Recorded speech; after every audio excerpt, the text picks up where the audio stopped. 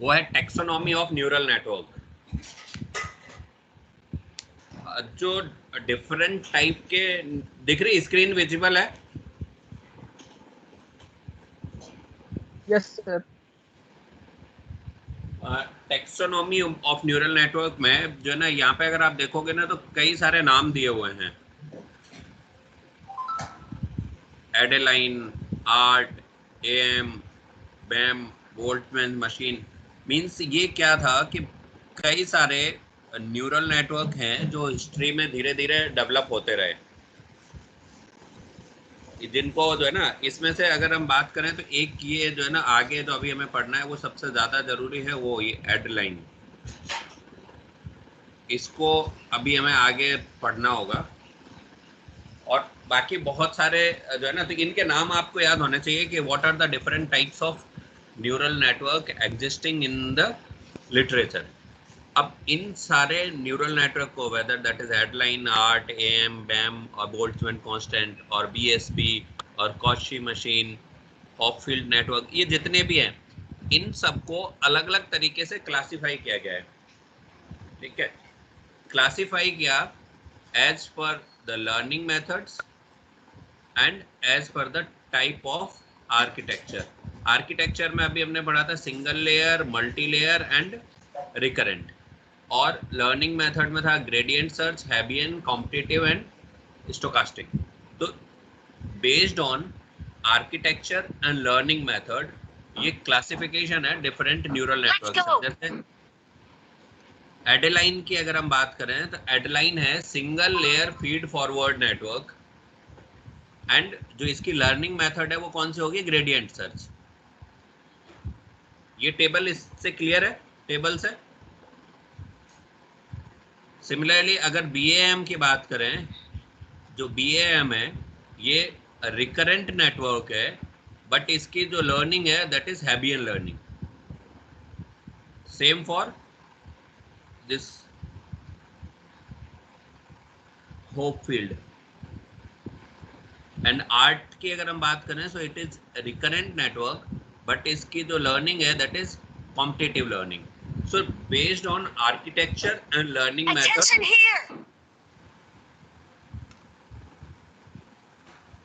Hello,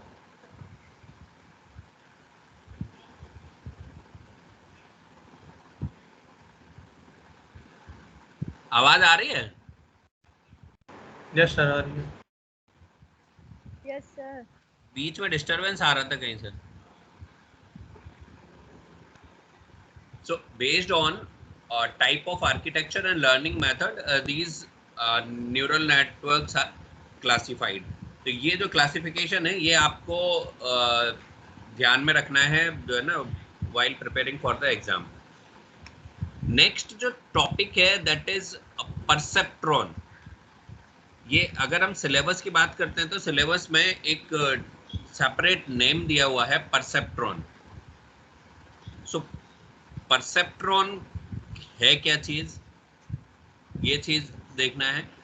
अगर हम perceptron का यहाँ पे अगर आप जो ना ये नेटवर्क देखोगे तो, या परसेप्ट्रॉन का अगर हम एक डायग्राम के थ्रू डायग्रामेटिकली रिप्रेजेंटेशन देखें, सो ये it is just like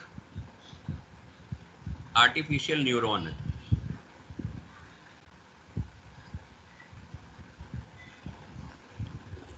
which is having x1, x2, x3, x4, x5, these are input. Weight are w1, w2, w3, w4 and w5. Then इन सबको आपने यहाँ पे सम किया। यहाँ पर अगर हम आर्टिफिशियल न्यूरॉन की बात करते थे तो यहाँ पर क्या होता है? Activation function, and then output is either 0 और 1. So perceptron it is a simple binary classification algorithm. Binary classification algorithm means its output is either 0 or 1. 0 और 1 है इसलिए इसका नाम दिया है binary classification algorithm.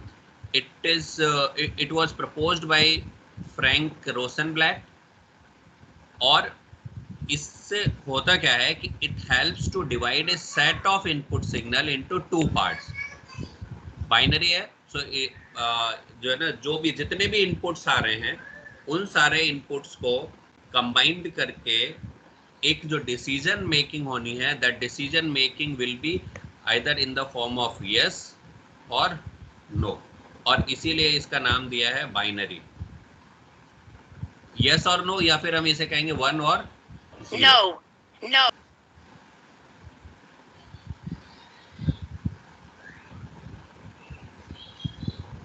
Then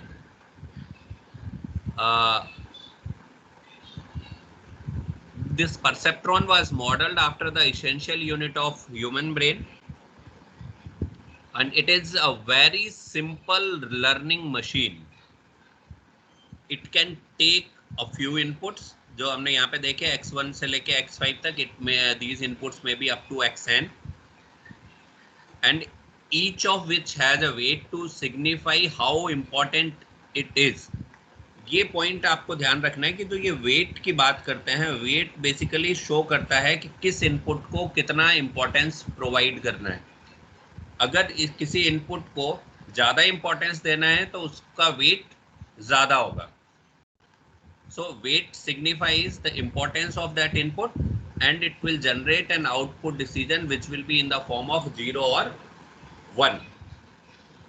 then ये इस तरीके से फिर क्या करेंगे, इस परसेप्ट्रॉन के को ट्रेनिंग देंगे, और ट्रेनिंग के बाद जो है ना आउटपुट डिसाइड होगा कि वो जो ना आउटपुट विल बी 0 और 1। इसकी अगर हम और डिटेल में परसेप्ट्रॉन स्ट्रक्चर के डिटेल पर जाएं, सो 1 दिस इज कांस्टेंट, इस कांस्टेंट को जनरली इसमें हम बोलते हैं bias. So there is 1 constant input and then other inputs are from x1 to xn. so अगर x1 to xn है तो यहाँ पर जो total input होंगे those will be n plus 1, because n तो ये वाला हो गया जो x1 to xn, और जो एक input है that will be bias. so total input will be n plus 1 and weight भी क्या होंगे W। यहाँ पे आप देखो कि n+1 क्यों शो हो रहे हैं, because this is starting from 0 to n। So तो हर एक कांस्टेंट और हर एक इनपुट के करस्पॉन्डिंग एक weight, then weighted sum, and then यहाँ पर ये लिखा है ना स्टेप फंक्शन। स्टेप फंक्शन क्यों दिया है, because the output will be either 0 और 1। तो 0 और 1 है, इसलिए इसका मतलब ये है ना कि ये होगा स्टेप फंक्शन। अगर दूसरे और तरीके के यूज करते हैं तो यहाँ पर हम जो है ना, जो हमने न्यूरॉन के स्ट्रक्चर में different type of activation function पढ़े थे, फिर उन एक्टिवेशन फंक्शन में से कोई सा भी एक्टिवेशन फंक्शन यूज कर सकता है। बट हमें जो है ना इसमें परसेप्ट्रॉन के केस में आउटपुट इज आइदर 0 और 1, इसलिए यहाँ पर जो ये एक्टिवेशन फंक्शन है this is of step type. So इनमें input weight and bias and weighted sum या एक्टिवेशन फंक्शन, अगर हम इनके डिस्क्रिप्शन में जाएं तो the perceptron takes real values as an input. if the perceptron is tasked with classify iris flower, then 2 input could be the length and width of the flower petals। एक example से बताया है यहाँ पे कि अगर हम जो है ना एक फ्लावर के केस में लें, या हम यहाँ पे कोई और एग्जाम्पल भी ले सकते हैं। सपोज कीजिए कि यहाँ पे जो आउटपुट है, जो आउटपुट का अगर हम मान के चले कि आपका आउटकम जो होना चाहिए, आउटकम है वो है आउटिंग, कि आपको आउटिंग पर जाना है या नहीं जाना, ठीक है। और आउटिंग के करस्पॉन्डिंग इनपुट कौन कौन से हो सकते हैं, वेदर हो सकता है, फ्रेंड्स की कंपनी हो सकती है, मनी हो सकता है। ये आपके 3 इनपुट्स हो गए। 3 इनपुट्स के बाद इनका होगा एक वेटेड सम, और वेटेड सम के बाद फिर होगा आपका आउटपुट। अब आप इसमें से ये डिसाइड करोगे कि वेदर को कितना जो है ना, वेदर को कितना वेट देना है, फ्रेंड सर्कल को कितना वेट देना है, या पॉकेट मनी को कितना वेट देना है। सपोज कीजिए कि आप कह रहे हो कि मौसम अच्छा है। अगर मौसम अच्छा है, फ्रेंड्स नहीं भी हैं, और अगर पॉकेट मनी है, देन आई विल गो। और अगर मौसम खराब है तो भले ही फ्रेंड्स या मनी पॉकेट मनी हो, but I will not go. So as per the priority आप यहाँ पे वेट डिसाइड करोगे कि W1, W2 एंड W3। तो अगर हाईएस्ट प्रायोरिटी वेदर की है तो आप इसका वेट ज़्यादा रखोगे। उसके बाद सेकंड जो हाईएस्ट प्रायोरिटी है वो है पॉकेट मनी की है, तो आप इसका वेट उससे कम रखोगे। और अगर आपके पास वेदर अच्छा है, पॉकेट मनी है, फ्रेंड्स एक बार नहीं भी है, तो आप जो है ना चले जाओगे वो आउटिंग के लिए। तो जो इसका जो वेट है वो वेट कम हो सकता है। ठीक है, तो एज पर द प्रायोरिटी यानी किसको कितना वेट देना है ये आप डिसाइड करोगे, क्योंकि ये एक आर्टिफिशियल न्यूरॉन है या फिर परसेप्ट्रॉन है। You are training this perceptron, तो आपको इसे इनपुट देने होंगे कि अगर इफ वेदर इज गुड तो इट मींस इसका वेट ज़्यादा होना चाहिए। अगर पॉकेट मनी है तो इसका वेट उससे ज़्यादा मतलब इससे कम होना चाहिए। फ्रेंड्स की कंपनी का जो वेट है ना ये और कम होना चाहिए। या अगर कोई जो है ना ये प्रिफर करता है कि ठीक है मौसम कैसा भी हो, अगर पॉकेट मनी और फ्रेंड सर्कल है तो हम जाएंगे, तो उसके अकॉर्डिंग वो अपने प्रायोरिटी सेट करके W1, W2 और W3 इन सब के वेट को चेंज कर सकते हैं अकॉर्डिंगली। ये इसका कॉन्सेप्ट समझ में आ गया कि आप वेट को किस तरीके से चेंज कर रहे हो या इनका रोल किस तरीके से है।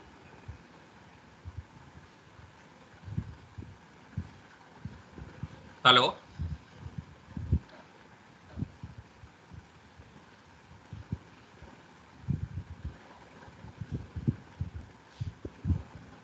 आवाज आ रही है बेटा? Yes, sir. Yes, sir. तो इसका कॉन्सेप्ट समझ में आ गया? Yes, sir. Yes, sir. ठीक है, अब इसी को अगर हम और जो है ना सिंगल लेयर परसेप्ट्रॉन है, इसी को अगर ये अभी हमने यहाँ पे आपको एक थियोरेटिकल उसमें बता दिया। अगर इसको मैथमेटिक्स के टर्म्स में एक्सप्रेस करना है, so there are inputs from x1 to xn, x1, x2, xn, हर एक के करस्पॉन्डिंग वेट होगा W11। अब ये इससे इसमें जा रहा है। अब यहाँ पर क्या है, जो आउटपुट है y1, y2, ym, यानी जो पहले जो आउटपुट था वो अभी हमने किस में इस प्रीवियस एग्जांपल में यहाँ पर हमने केवल एक आउटपुट देखा है। बट अब यहाँ पर क्या है, सिंगल आउटपुट नहीं है, y1 से लेके ym तक आउटपुट दिए हुए हैं, क्योंकि जो है ना कई सारे आउटपुट हो सकते हैं एज पर द इनपुट। तो उन्हीं के अकॉर्डिंग या उनकी प्रायोरिटी के अकॉर्डिंग आप यहाँ वेट डिसाइड करोगे 1, 1, 1, 2 और 1n या फिर 1m। यहाँ पे आउटपुट के केस में यहाँ पर m लिए हैं और इनपुट के केस में n। So W11, W12 and W1m। And अगर इस तरीके से यहाँ से देखोगे, so this one is nth and this one is mth, तो weight will be WNM। So it is single layer perceptron. और जो आउटपुट है yj, this will be 1 if net j is greater than equal to 0, or if this is 0 if net j is less than 0। जहां पर ये net j की जो बात कर रहे हैं, net j is sum of this input and weight का। अगर हम इस net j जो है net j, this will be equal to W1 x1 plus W2 x2। अच्छा, ये W1 x1 क्या एक्चुअली अगर हम बात करेंगे ना, तो ये W1 x11 किसके केस में निकाल रहे हैं हम? नेट जे अगर हम y1 के लिए निकाल रहे हैं तो y1 के लिए W1 x, इसके लिए जो इनपुट होगा W11 x1।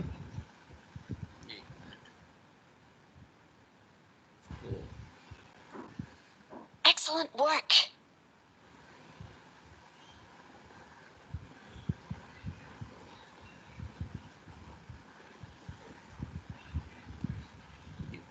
लिफ्ट क्यों नहीं हो रहा है यहाँ से?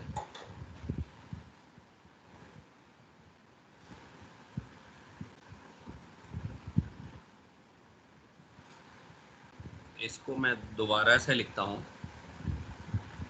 ये हमने कैलकुलेट किया है y1 के लिए। सो y1 के लिए जो this net j will be y1 में x जो इनपुट है वो कौन सा होगा, x1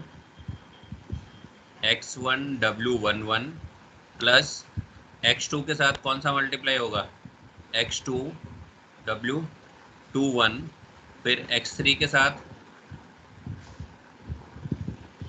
w31 plus dot dot dot and plus यहाँ पर हो जाएगा xn wn1. So if this is greater than 0 तब तो यहाँ पे 1 आएगा outcome at this y1 will be 1 और ये क्या होगा 0. तो ये जो नेट j का जो कैलकुलेशन है, this net j, this is basically multiplication of input and weight and then their sum, सबका सम. और हर एक आउटकम के लिए या हर एक आउटपुट के लिए आप यहाँ पर चेक करोगे, हर जैसे अगर एक आउटपुट है तो एक के लिए y1 के लिए अलग, y2 के लिए अलग और ym के लिए अलग, क्योंकि हर एक के लिए आप अगर देखोगे ना तो वेट डिफरेंट होते जाएंगे. तो ये इस तरीके से इसका आपको आउटपुट कैलकुलेशन है. Then perceptron and linearly separable task. तो जो परसेप्ट्रॉन की बात करते हैं कि perceptron it can not handle task which are not separable. और जो सेपरेबल है, अगर हम यहाँ पर देखें तो सेपरेबल, या देखो एक S1 है और एक S2 है, तो लीनियरली सेपरेबल मींस इनमें अगर हम लाइन खींचे तो इनको एक डिवाइड कर सकते हैं. अगर हम इसकी बात करें तो S1 और S2 अगर आप यहाँ स्ट्रेट लाइन खींचोगे तो it can not be separated. So definition क्या है कि set of points in 2D space are linearly separable if the set can be separated by a straight line. तो ये यहाँ पर एग्जांपल दिया है कि linearly separable pattern and non linearly separable patterns. आप इसमें सेपरेट नहीं कर सकते S1 और S2 को, और इसमें S1 और S2 को सेपरेट कर सकते हो.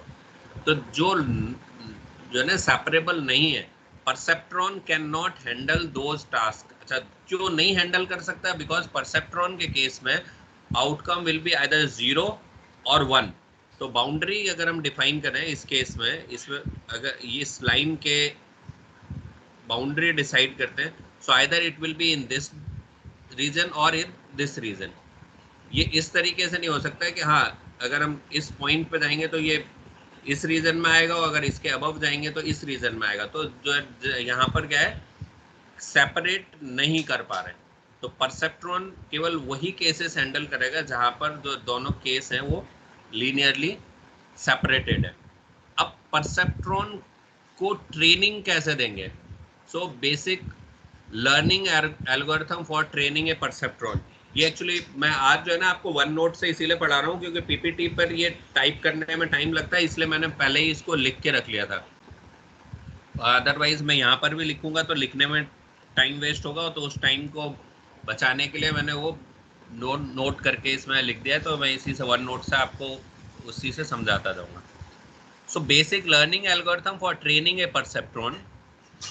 अब यहाँ पर देखिए, जब आपको किसी को ट्रेन करना है तो हमने जो पिछली क्लास में देखा था सुपरवाइज्ड एंड अनसुपरवाइज्ड लर्निंग.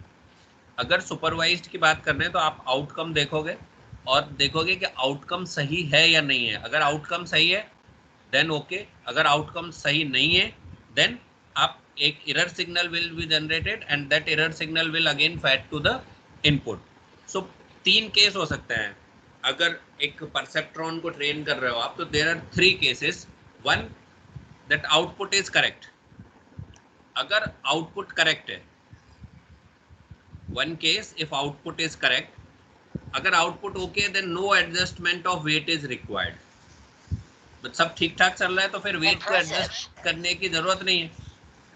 और वेट एडजस्ट करने की जरूरत नहीं है मींस Wij k+1. k+1 का मतलब क्या है? Next step. और k मतलब है ये previous step. So if output is correct then no adjustment is required. Then जो वेट है प्रीवियस स्टेप और नेक्स्ट स्टेप ये दोनों एज इट इज रहेंगे, इनमें कोई चेंज नहीं होगा। जब सब ठीक ठाक चल रहा है तो फिर सिस्टम को डिस्टर्ब करने की कोई रिक्वायरमेंट नहीं होगी। देन नेक्स्ट केस क्या हो सकता है, if output is 1 but should have been 0, मतलब आउटपुट 1 आ रहा है बट जो है ना इसको 0 होना चाहिए। अगर आउटपुट 1 आ रहा है इसका मतलब क्या हुआ, ये यहां पर इसकी जो वैल्यू है, इफ आउटपुट इज 1 मींस जो इनका सम है दैट इज ग्रेटर देन 0, यही तो हुआ।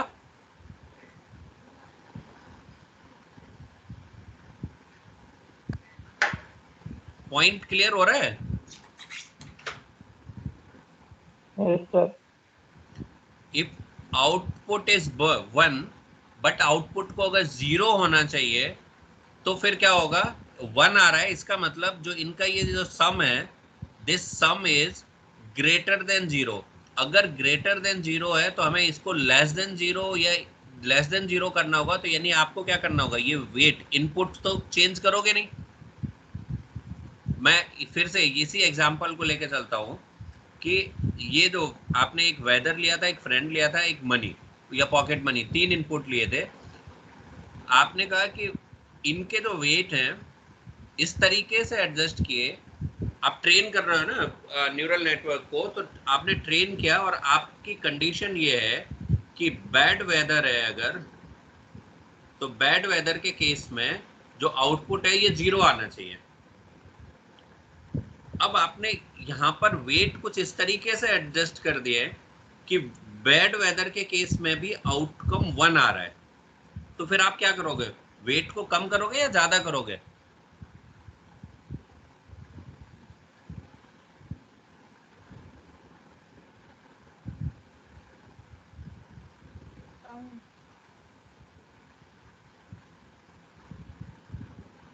बेटा थोड़ा ध्यान से सुन लो, यहाँ पर जो है ना अगर कॉन्सेप्ट मिस हो गया तो फिर प्रॉब्लम होगी, आगे फिर नहीं समझ में आएगा। अगर यहाँ पर 3 वेट लिए हुए हैं आपने, W1, W2, W3, मैं इनको यहाँ इस तरीके से लेता हूँ। आपने एक W1 लिया, एक W2 लिया, एक W3 लिया, इसके करस्पॉन्डिंग इनपुट X1 है, इसके करस्पॉन्डिंग X2 है और ये X3 है। ठीक है, ये तीनों के तीनों जो है ना इनपुट आपके यहाँ गए। ये कौन सा होगा, स्टेप फंक्शन। तो आउटपुट, अब सपोज कीजिए कि ये जो X1 इनपुट था ये लिया था हमने वेदर का इनपुट, और ये जो X2 था ये था फ्रेंड से, और X3 था ये था पॉकेट मनी। आप चाहते हो कि मौसम अगर खराब हो तो ये जो आउटकम है, जो आउटकम की वैल्यू ये 0 आना चाहिए मींस, और ये जो आउटकम था, ये जो आउटकम है दैट इज आउटिंग, यानी आपको मार्केट जाना है। तो आप जो है ना इस न्यूरल नेटवर्क को इस तरीके से ट्रेन करना चाह रहे हो कि अगर वेदर खराब है तो ये 0 आए मींस आउटिंग के लिए नहीं जाए। और किसी तरीके से आपने इनके वेट का एडजस्टमेंट इस तरीके से किया है, और जो इसके एल्गोरिथम है वो ये है कि if net sum is this is greater than 0 then outcome 1 आ जाएगा। तो अगर इनके वेट का एडजस्टमेंट इनिशियली आपने इस तरीके से किया कि weather is bad but outcome is 0, वो सॉरी आउटकम इज 1। अगर आउटकम 1 है तो यानी ये क्या बता रहा है कि आपको आउटिंग के लिए जाना चाहिए। तो आप करोगे क्या फिर, ये इनका जो सम है, ये जो सम जो ग्रेटर देन 0 आ रहा होगा इसको आप डिक्रीज करोगे तभी तो आउटपुट 0 आएगा।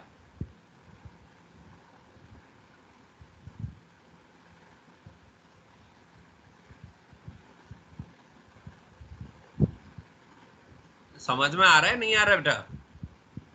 Yes, sir. नहीं आ रहा है sir. और कहाँ से किस पॉइंट से नहीं क्लियर हो रहा है ये बताओ। सर ये डिक्रीज करने पे 0 कैसे हो रहा है?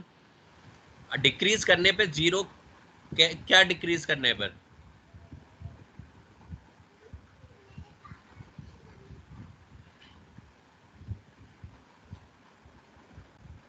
इसका ये इक्वेशन याद रखो, ये वाला इक्वेशन क्लियर है?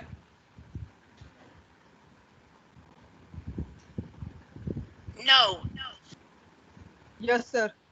ये इक्वेशन क्लियर है कि अगर जो इनका आउटकम है, मैं अभी सिंगल आउटकम की बात कर रहा हूँ, ये यहाँ पे मल्टीपल आउटकम दिए y1 y2 ym, उनको छोड़ दो अभी। अगर सिंगल आउटकम के लिए बात करूँ तो जो इनका सम है, वेटेड सम का इनपुट, जो x1 w1, अगर हम इसके लिए बात करेंगे so this will be x1 w1 plus x2 w2 plus x3 w3। If this is greater than equal to 0 then outcome क्या आ जाएगा 1, और अगर if it is less than 0 then outcome क्या आएगा 0। ये क्लियर है?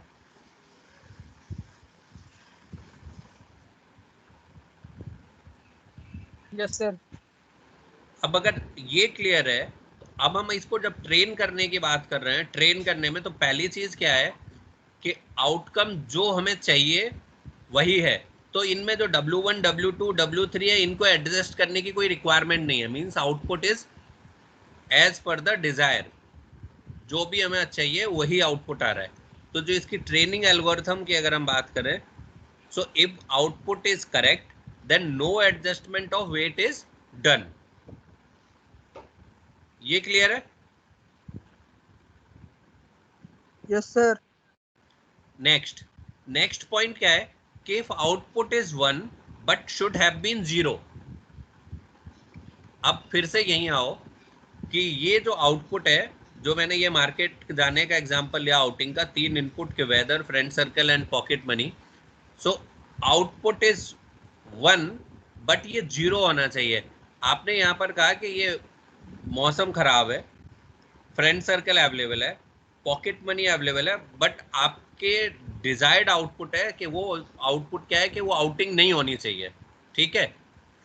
अब ये न्यूरल नेटवर्क में कुछ आपने इस तरीके से वेट एडजस्ट कर दिए हैं W1 W2 W3 कि जो इनका सम है that some is greater than 0 when this x1 input क्या है, ये आपका वेदर जो है खराब है, तब भी इसका जो इनपुट, जो यहाँ पर जो सम आएगा, इस पे स्टेप इनपुट यहाँ तक जो इनपुट आएगा दैट इज ग्रेटर देन 0। तो इसलिए यहाँ आउटकम क्या आ रहा है 1। तो अब आप करोगे क्या? इनपुट तो एडजस्ट करोगे नहीं, तो नेक्स्ट एडजस्टमेंट किस में आएगा? वेट में, W1 W2 W3 में। ये क्लियर है? Not a problem. हाँ? Yes sir. अब इनको एडजस्ट करने के लिए करोगे क्या? इसे इंक्रीज करोगे या डिक्रीज करोगे?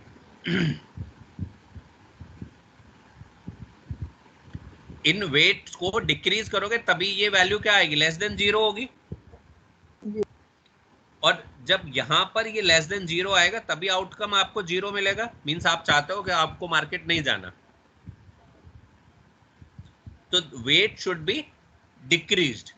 तो वेट को डिक्रीज करने के लिए if output is 1 but should have been 0, weight should decrease on active input link, और जो वेट को डिक्रीज करेंगे that will be Wij k+1 means next step, this k means previous step, minus alpha into xi means जो input है ये वाला, इस input में आप क्या कर दोगे? डिक्रीज, इस वेट को डिक्रीज करोगे। ये this weight will decrease by a term alpha. Weight को डिक्रीज करने का कॉन्सेप्ट समझ में आ गया? Yes sir. सिमिलरली अगर आउटपुट 0 है but it should have been 1, तो आप क्या करोगे? वेट को इंक्रीज करोगे। So if output is 0 but it should have been 1, so weight should increase, और जो वेट को इंक्रीज करोगे so Wij k+1 this will B equal to Wij k plus alpha into xi, जहां पर जो Wij है this is old weight, Wij this k+1 is a new adjusted weight, xi is input and alpha is learning rate parameter। अब एक चीज और देखना है इसमें कि अगर अल्फा की वैल्यू कम है तो चाहे आप इस केस में लो या फिर इस केस में लो, तो चाहे वेट का इंक्रीमेंट या डिक्रीमेंट स्लो होगा या फास्ट होगा?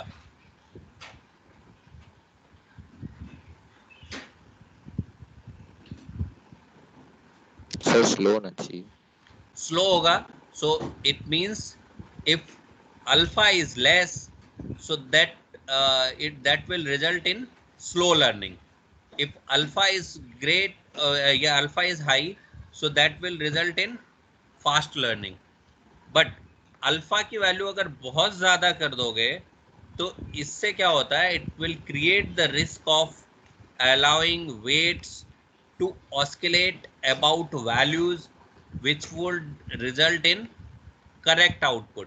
यानी जो है ना, अगर अल्फा की वैल्यू बहुत ज्यादा करोगे तो वो सेटल नहीं होगा एक पॉइंट पर, बट जिस अल्फा की वैल्यू पे आपको एग्जैक्ट आउटपुट मिलना चाहिए था उसके जो है ना आसपास वो क्या करेगा, ऑस्किलेट करता रहेगा। तो इसलिए अल्फा न तो बहुत कम रखना है न बहुत ज्यादा रखना है, तो ये जिससे न तो स्लो लर्निंग हो और न ही ऑस्किलेशंस हो। ठीक है, फिर जो है ना एक एल्गोरिथम है इसी की, that fixed increment perceptron learning algorithm for n input and 2 output. यहाँ पर n इनपुट है एंड 2 आउटपुट। आउटपुट क्या होगा, 0 एंड 1। अभी मैं फिर से वही बात कर रहा हूँ आपको, यहाँ पर आपने क्या लिया है, n input and m output है। ये जो एग्जांपल में ले रहा था ये आपके क्या थे, 3 इनपुट 2 आउटपुट। बट जो इसकी एक जनरलाइज्ड जो लर्निंग एल्गोरिथम है, that will B for n input and 2 output. और यहाँ पर लिखा है ना फिक्स्ड इंक्रीमेंट परसेप्ट्रॉन लर्निंग। तो fixed increment means alpha is constant, alpha की वैल्यू कांस्टेंट रखनी है। ये है fixed increment perceptron learning algorithm. अगर एल्गोरिथम की बात करते हैं तो इनके कुछ स्टेप्स होंगे। सो फर्स्ट स्टेप क्या है, create a perceptron with n+1 input. जो अभी परसेप्ट्रॉन में मैंने पहले बताया था ना कि n इनपुट है और 1 बायस है। सो एक परसेप्ट्रॉन क्रिएट करोगे which will have n+1 input, जिसमें x0 is 1 which is bias input और O be the output neuron. क्योंकि जो है ना n इनपुट है और 2 आउटपुट है, तो एक आउटपुट हो गया। और अगर हम इसको इस तरीके से देखते हैं, यहाँ ये 1 2 3 और आगे चले जाओ ये n तक। सो ये हो गया आपका x0, x1, x2 और xn। देन ये हो गया इसका O आउटपुट। ये इसका स्ट्रक्चर समझ में आ गया। Then initialize weight vector W0, W1, W2। तो इसके करस्पॉन्डिंग जो वेट है that will be W0, W1, W2 and Wn। Then iterate through the input pattern xj of the training set using the weight set, calculate the weighted sum of input। Weighted sum of input calculate करने का मतलब क्या है, जो ये net जे निकालोगे xi wi करके for each input pattern. यहाँ पर क्या हो सकता है, x0, x1, x2, x3, xn के अलग अलग वैल्यू हो सकते हैं। उनकी अलग अलग वैल्यू के करस्पॉन्डिंग यहाँ पर आप क्या करोगे, आउटपुट कैलकुलेट करोगे हर एक के लिए।